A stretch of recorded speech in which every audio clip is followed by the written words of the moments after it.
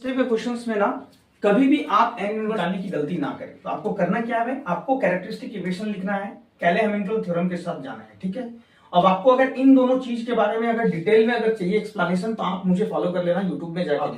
तो सबसे पहली बात, तो जब कहीं भी आपको इस टाइप का क्वेश्चन दिखे तो एम स्क्वायर, अब यहाँ पर बोलेगा एम स्क्वायर ही क्यों आया भाई, ऑर्डर है 2/2 मैट्रिक्स है, दैट्स व्हाई एम स्क्वायर। कल को अगर ऑर्डर अलग होता तो वहां पर चीजें और बदलता। ठीक है, तो ध्यान से रखिएगा। अब इसको बनाने का तरीका यही है, सिंपल सी बात है कि अपन पास जो गिवन कंडीशन दे रखा है M matrix equals to alpha times of identity matrix plus beta times of, you need to convert this expression into this. ठीक है, तो एम स्क्वायर लाने के लिए क्या करना पड़ेगा, इसके ही इस इक्वेशन के दोनों ही साइड में मुझे एम मैट्रिक्स के साथ मल्टीप्लाई करना चाहिए। ये मिलके क्या हो जाएगा, ये तो आइडेंटिटी मैट्रिक्स बन जाएगा। तो सिंपल सी बात है, ये कंपेयर दिस इक्वेशन।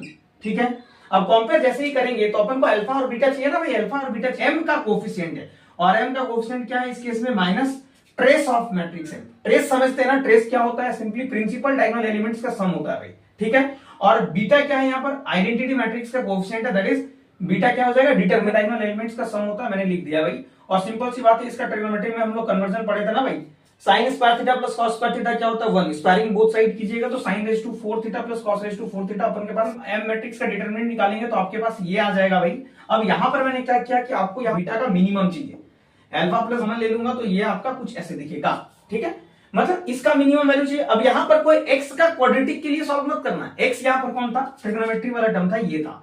अच्छा हूं, और ये मेरा क्या हो जाएगा, साइन 2 थीटा हो जाएगा क्या। तो सिंपल सी बात है, इसलिए मैंने 4 से मल्टीप्लाई 4 से डिवाइड किया, तो ये क्या हो जाएगा आपका, बोलो साइन 2 थीटा का होल स्क्वायर अपॉन 4 हो जाएगा एक्स। अब बस इसका जो मैक्सिमम और मिनिमम वैल्यू ना, तो साइन मिनिमम क्या हो जाएगा 0, मैक्सिमम 1 होगा वैल्यू। तो यहां पर एक्स का जो है मिनिमम वैल्यू कितना हो जाएगा, यहां से हम कह सकते हैं क्या कि एक्स बिलोंग्स टू कहां से कहां, 1/4 से मल्टीप्लाई कर देंगे तो 0 से कहां चलेगा 1/4। अब इसको ये नेगेटिव है, मिनिमम चाहिए तो इसका मैक्सिमम यूज करना पड़ेगा।